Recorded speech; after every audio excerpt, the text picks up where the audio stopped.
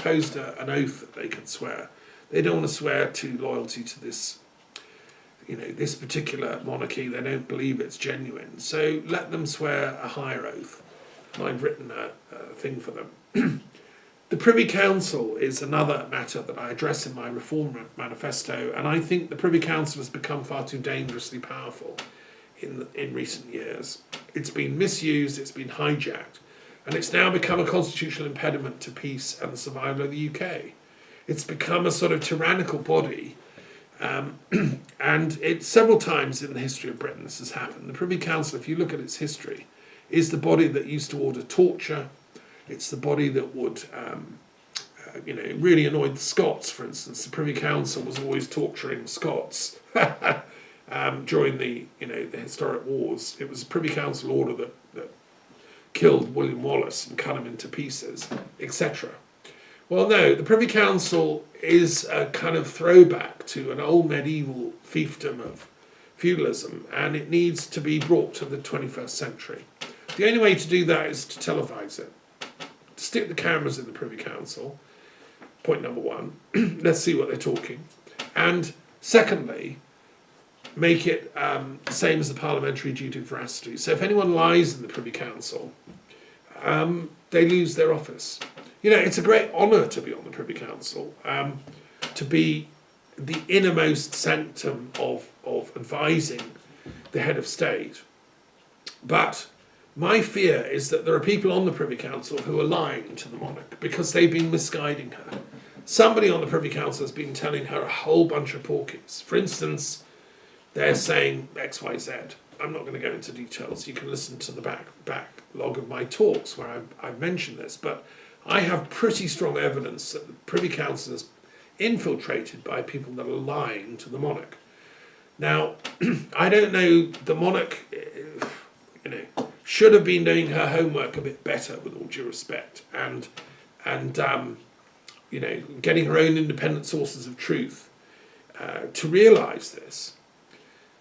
But be that as it may, let's help her by televising it. We then, the people, can see what's going on, and we'll spot the liars.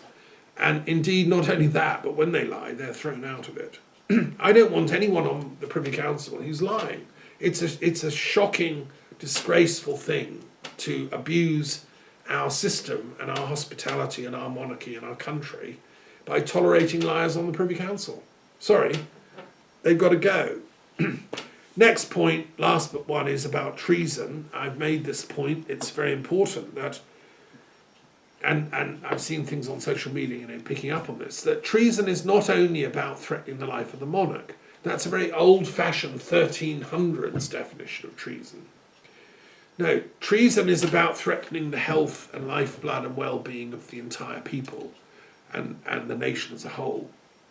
If I commit, let's say I commit treason because I decide to nuke the UK and I'm building a bomb in my basement, I'm going to nuke the whole thing and kill 65 million people. Well, that's very treasonous. That's terrible. I should be sent to prison for that. So that also should be treason. Now, if I do that subtly by corruption, if I'm a billionaire and I've just arrived from some other continent, and I say, well, I'm going to buy up the UK. It's not that big. I can afford it. I'm going to buy the Tory party. I'm going to bribe this guy, buy that guy. I'll get to be a lord. I'll be appointed, and before long, I'll be prime minister. Well, that's also treason. If I've planned that out as a strategy of corruption and I've corrupted my way in, then that is also treason, because it's buying undue political influence without justification and truth force. So we need to redefine treason, and I'll leave that to a legal committee of lawyers sworn to tell the truth. And finally, my last little thing, which I love, is my favourite of all, is I want the Bremain Alliance to swear that on coming into power they will promise to rebuild all the beautiful abbeys and monasteries of Britain that are all in chaos, ruins. They're good for tourists and they're good for romantic poets to go and look at the ruins, but I'm saying rebuild them as living spiritual retreat centres for people, that they can all have a library, a little hospital, a refectory, they can feed the poor, they can grow their own food, They can be like little Findhorns, not denominational. In all these beautiful locations where the Cistercians and the Franciscans and all that built these monasteries. The land is still there, owned by the heritage industry, but let's put it to work. And I wrote to Prince Charles suggesting this. It would give employment to builders and carpenters and craftsmen, and stained glass window makers and bookmakers and all kinds of people throughout the country. It'd be a great boost for the economy. And each area, like wherever, Much Wenlock, would fund, through its local businesses, the rebuilding of its monastery. And it would own it. They could be run loosely by the Church of England, the Church of Wales, Church in Scotland, whatever. And then be there as a service for the entire community. Why does this matter, you say? What's he talking about now? Why is this spiritual thing tacked onto the end of the Bremain Alliance? Well, I would say because I know, as a man of spirit, that this is actually the most important of all the clauses of this Bremain Alliance. What Brexit has been caused by is our spiritual failure to do our homework. We've forgotten God as a nation. We've forgotten how to pray. We've forgotten fidelity. We've forgotten truth. We've forgotten loyalty. We've trashed our European neighbours and friends. We've trashed Scotland. We've turned our back on every single ethical thing that any philosopher's ever said anywhere, and gone for mere naked self-interest and selfishness. And that is how empires and countries fall apart. And it's symbolised by our ruined abbeys. Well, I'm saying let's rebuild them. Let's show that we are a people that care about God, that we want to be good, we want to be righteous.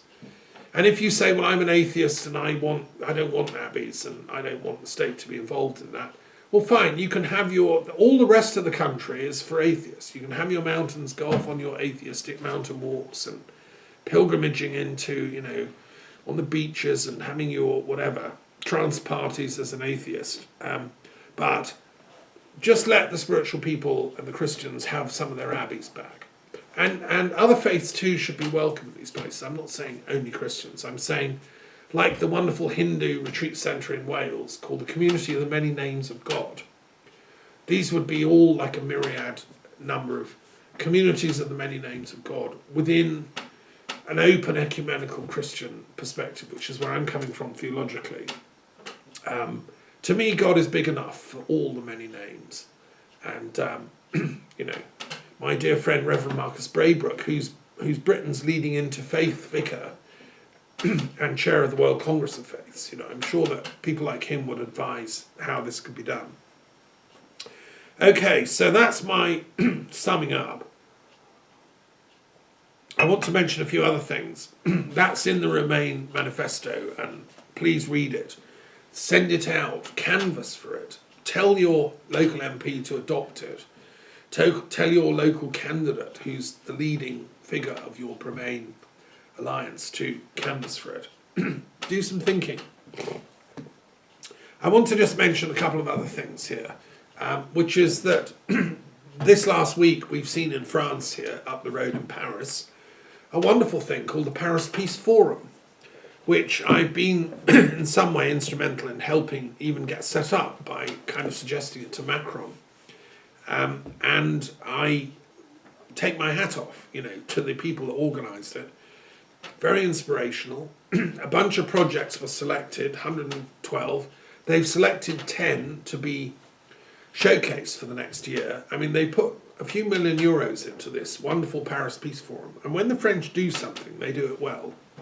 Ça, c'est pourquoi j'aime la France. Parce qu'ils ont le caractère de faire ce travail profondément. Okay, so they do stuff deeply and well. And the Paris Peace Forum was brilliant. They had about 30 heads of state. They had Macron giving a talk. They had the Secretary General of the UN coming, the Portuguese guy. They had the Secretary General of, the new President of the European Commission, Ursula, came. And she spoke brilliantly. They had the President of China, or whatever it's called, Prime Minister probably, speaking about peace. And Thank you, Paris. You know, vive la France, vive les Parisiens. And they had technical specialist working groups on conflict resolution and peace. They're getting down to thinking about peace. They had discussions about poverty and how peace and development need to go hand in hand. They had a brilliant youth forum for people from Africa, the African Union and the European Union coming together and doing work in conflict prevention in African countries. And they finished that session with an amazing musical performance by African and European musicians. Actually, it was a guitarist and an African music player. And to me, it reminded me of Afro-Celt, which is one of the groups I love best. This fusion of African and European music.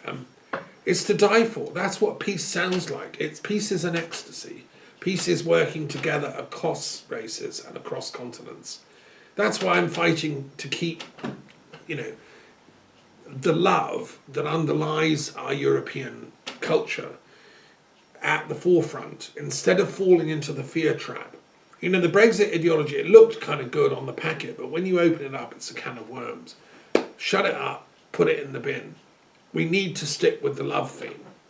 And in the Paris Peace Forum, there are people from all over Europe and indeed all over the world.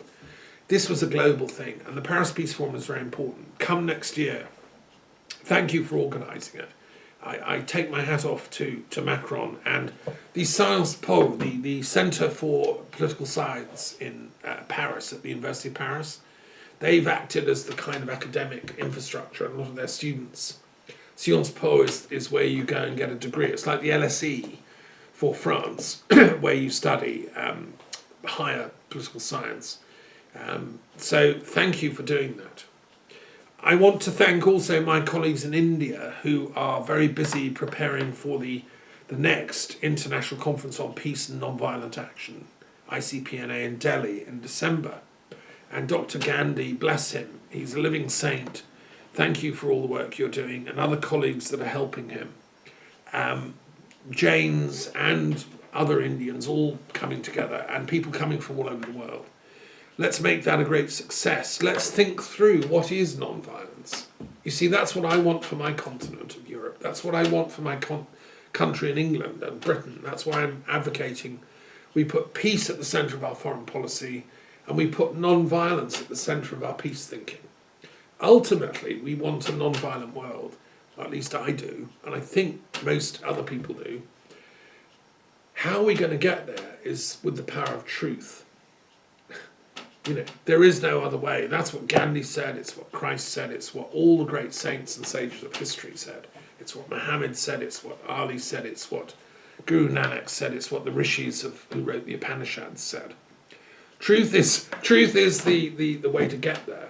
And we can live that personally as well as demand that our politicians live it. Okay, so I want to mention America briefly, talking about truth, the impeachment of Trump. I'm watching riveted. It's as good as UK season 6. This is US season 3. It's like the Nixon times all over again. I watched with great compassion, actually, the testimony given by Yanukovych, the ambassador to the Ukraine, the American professional diplomat, who was hounded out and smeared by the Trump mafia, especially Rudy Giuliani and his mates in the corrupt Ukrainian system. What I found so disturbing about that was that she was told she had to leave and she was being sacked the night she'd given an award to a woman in Ukraine who'd been standing up for human rights against the corrupt oligarchs who were trying to take over the country. You see, and what's emerged from listening to that is that Ukraine's having its problems too. And it's the same thing, because what's happening there is the oligarchs, the very wealthy billionaires who run the energy systems, try to control the country by buying up the media, buying up the prosecutory service, and buying up the legal system. So if you're a billionaire, you can literally do anything you want. And it's the same in not just Ukraine, but other countries. Now, this poor American ambassador was trying to say, look, please don't do that anymore. Let's try and have reasonably level playing fields. And one of the activists who are fighting for human rights in the Ukraine had acid thrown in her face, and she died some months later in extreme agony. And that was by the oligarch's henchmen who wanted to silence this woman. Well, the ambassador from the US was trying, she was a kind of old liberal in the old style of, I don't know, the old days of the State Department when it had good people in it. I've been reading the biography of Eleanor Roosevelt, and she was a good woman. In those days, the State Department was a good place. They had intelligent people serving it and working there to advance America's real interests, which they realised come with righteousness. You can't work with unrighteous forces abroad and expect your country to remain righteous. Doesn't work. So what Trump's doing, he's a mafioso oligarch businessman who's fought his way up to the top, cheated and stabbed people in the back to get there. His cronies tend to be of that kind. So when they make deals in other countries like Ukraine, he gravitates to the mafia. And so he was trying to undermine his own ambassador and said he just sacked her. That's just the tip of the iceberg. More stuff will come out. Trump will be impeached. He will be sacked. But he's going to go down firing all guns because he owns a lot of the media. His cronies are in place. He can manipulate intelligence to, feed out fake stories. And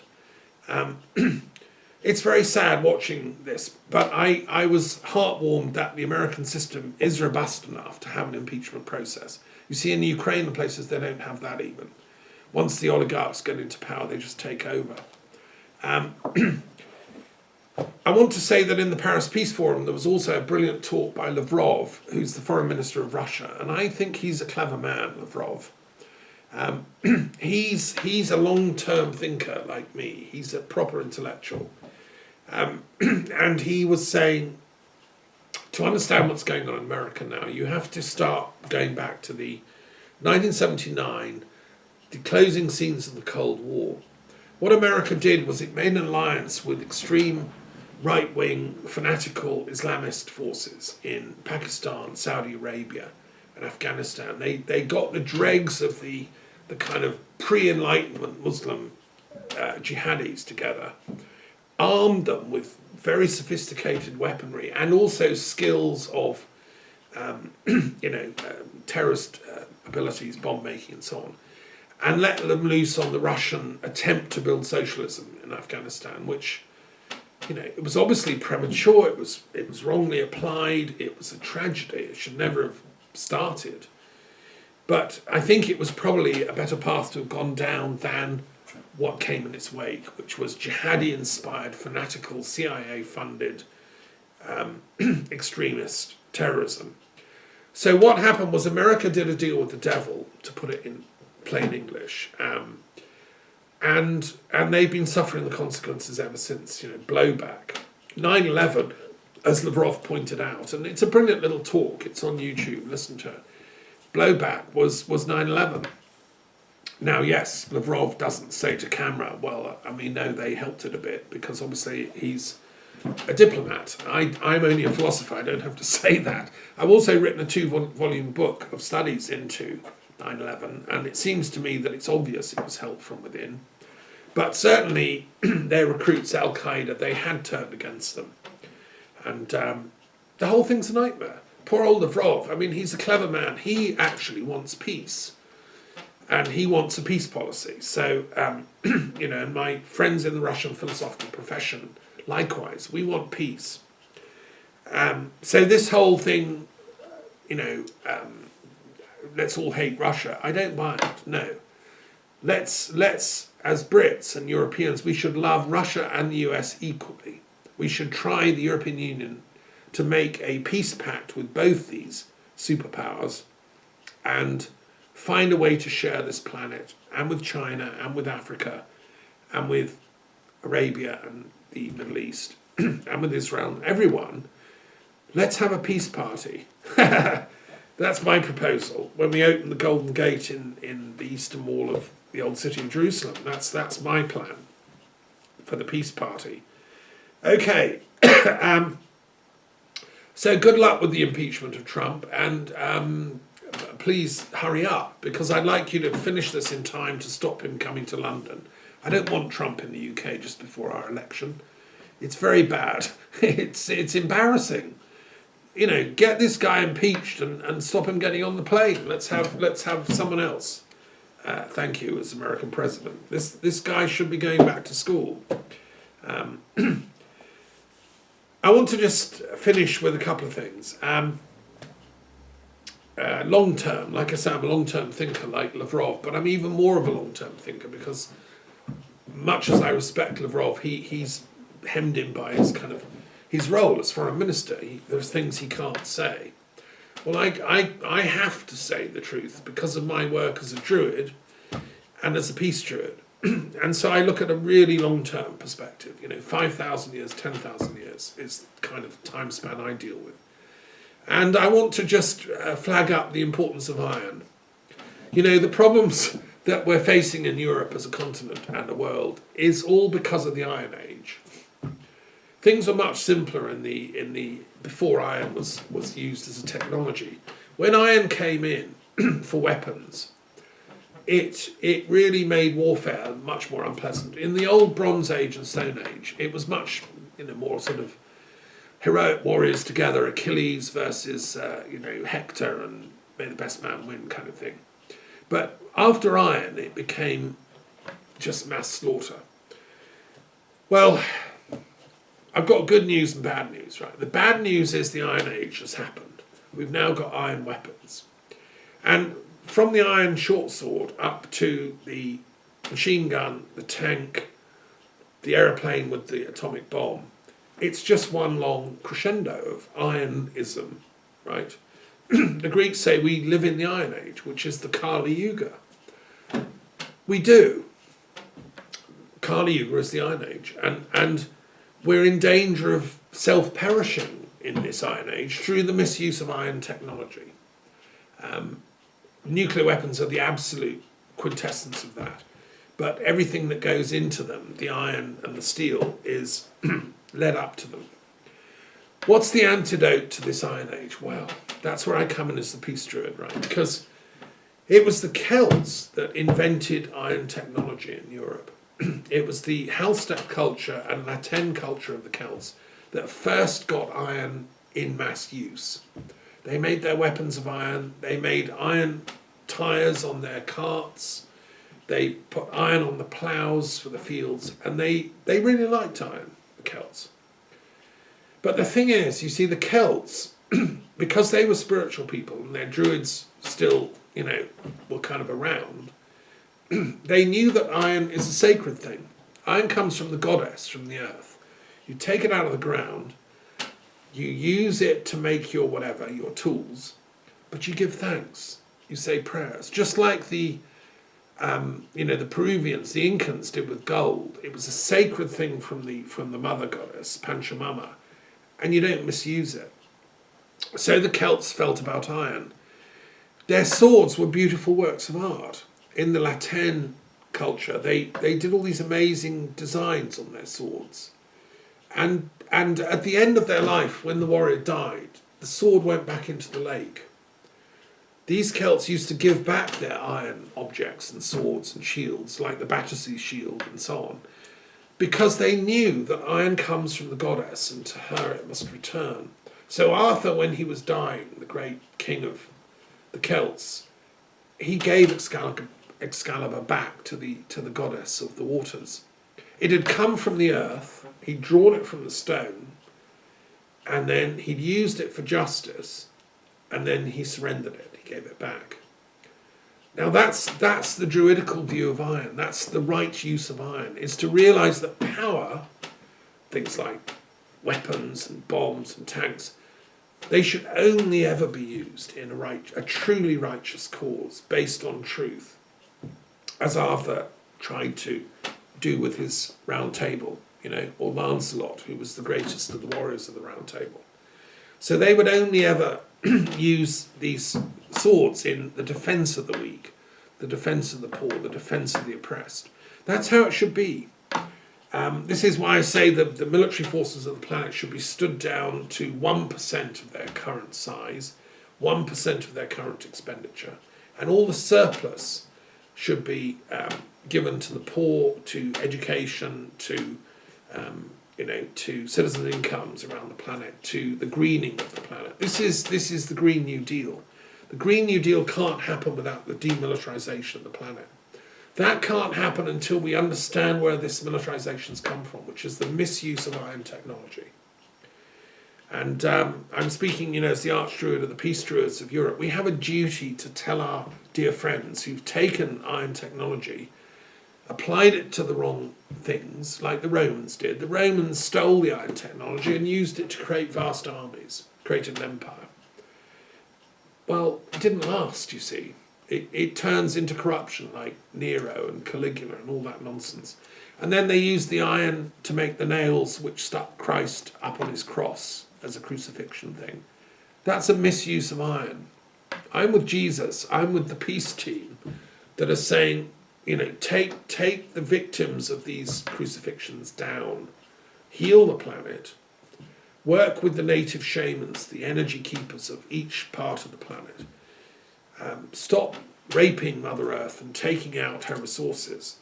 And let's go back to Sat Yuga, the truth age. Sat Yuga is the truth age. The way we get out of Kali Yuga and into Sat Yuga is we all start telling the truth, living the truth, and loving the truth, which is the Druid oath, my friends, and the equivalent in all other systems of spiritual wisdom. Talking of which, I want to end with a couple of things. I've been reading this week a lovely book that I want to share with you from my magical collection of pseudepigrapha, ancient writings from the biblical tradition and that should be in the Bible but aren't. The Book of Jubilees, the books of Enoch, and so on. I've done commentaries on some of these. The Book of Enoch is in the Rastafarian Bible, so my Rasta friends, bless you. They've been studying Enoch all along, for God's sake. This book should be in the Bible. It's called the Letter of Aristeas. What this book tells, it's about 200 BC. Nobody exactly knows. It was written in ancient Greek. It's been circulating in manuscripts for ages. It's known about by scholars, but very few other people. Okay, one of the most interesting things that happened in antiquity was the founding of the Library of Alexandria, which is like to die for, amazing, the Library of Alexandria, right? It had copies of all the ancient scrolls, and it was amazing. Now, they didn't have the Jewish scriptures, but they knew they're important.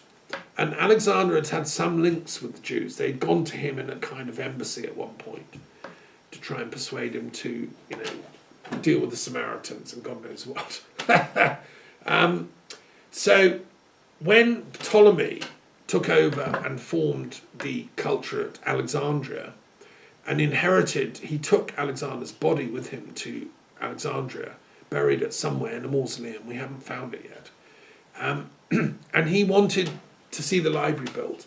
That was Ptolemy I, the Soter, the saviour. His son, Ptolemy II, Philadelphus, continued building the library, funded it, and was a patron of all the intellectuals, the scholars throughout the world that he knew about. And he got copies of all the books, the scrolls, flooding into the Library of Alexandria. And then he invited the chief priest of Jerusalem, the Jewish high priest, to send a copy of their Torah, their scrolls, their book, their holy books. And that is historically, that is what happened. And the tradition is that 72 elders were chosen, and it was from all 12 tribes of Israel. So each 12 tribes sent 6 people of their greatest scholars and philosophers and theologians, and they all went to Alexandria with the scriptures, where they were welcomed by Ptolemy Philadelphus.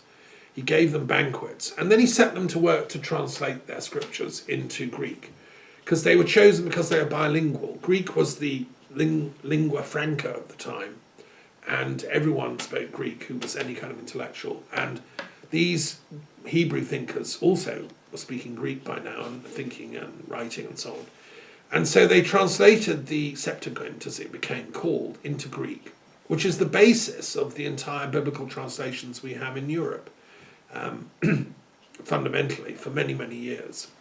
It was later translated into Latin by Jerome and others. But that Greek Bible was vital. Now, the letter of Aristeas tells us all this, the story of how the Septuagint came to Alexandria and how the scholars came and translated it. And it's kind of it's a fable. It's a sort of Walt Disney version of how that would have gone down. This is the Walt Disney version, but that doesn't make it untrue. You know, the Walt Disney version of, I don't know, Anne Frank's life is still kind of true.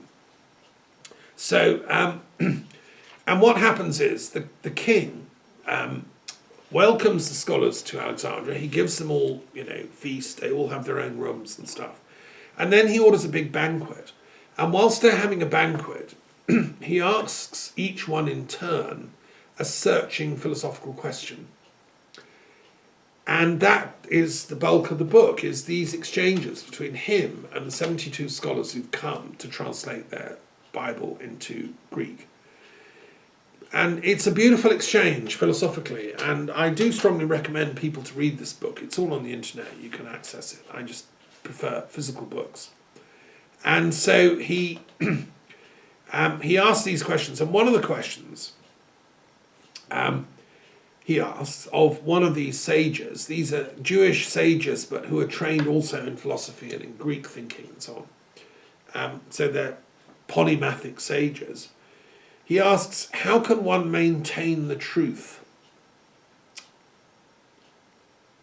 The answer to this was, by realizing that the lie brings terrible disgrace upon every man, and much more so upon kings. For if they have the power to do what they wish, what reason would they have for telling lies? It is your duty, O king, to accept this further principle, that God loves the truth. He warmly approved this man also, and looking closely at the next guest, said, what does wisdom teach? And so on, ... He's asking them all in turn. And I love this book because I think it's based on something that must have happened historically. I can't imagine he asked every single of them. But the story is that they have a banquet each night. So it's like the Decameron. You know, he asks 10 a night and the thing goes on for 7 days. I'm sure that the Ptolemy Philadelphus did talk to these sages who'd come from Jerusalem, and that there was a transmission. Now, what I love about that passage is, because I keep going back to truth, and here we have in the 2nd century BC, in the transmission of the Bible into Greek, a recognition by the ruler of Alexandria, who is the son of Alexander the Great's closest friend, right, who was taught by Aristotle, that truth matters more than power. You know, why would you as a king, O king, disgrace your soul by telling lies when you can go for truth, is what he's told. I would say the same of our politicians now. When I look at politicians, there are two kinds. They're the ones that tell the truth and there's the ones that lie. And I'm seeing far too many of the ones that lie. My antidote, my Bremain Manifesto, simple, make lying illegal in parliamentary and democratic chambers, whether in America, India, Britain, whatever. You know, it's the same in India, it's the same in Pakistan. That truth needs to be re-empowered and reauthorised. It's the only way we're going to get Sat Yuga back on this planet. And it's the only way we're going to undo the catastrophe of the Iron Age and the unleashing of these weapons. Anyway, I wanted to share that because I love it. Now I'm going to finish with a poem.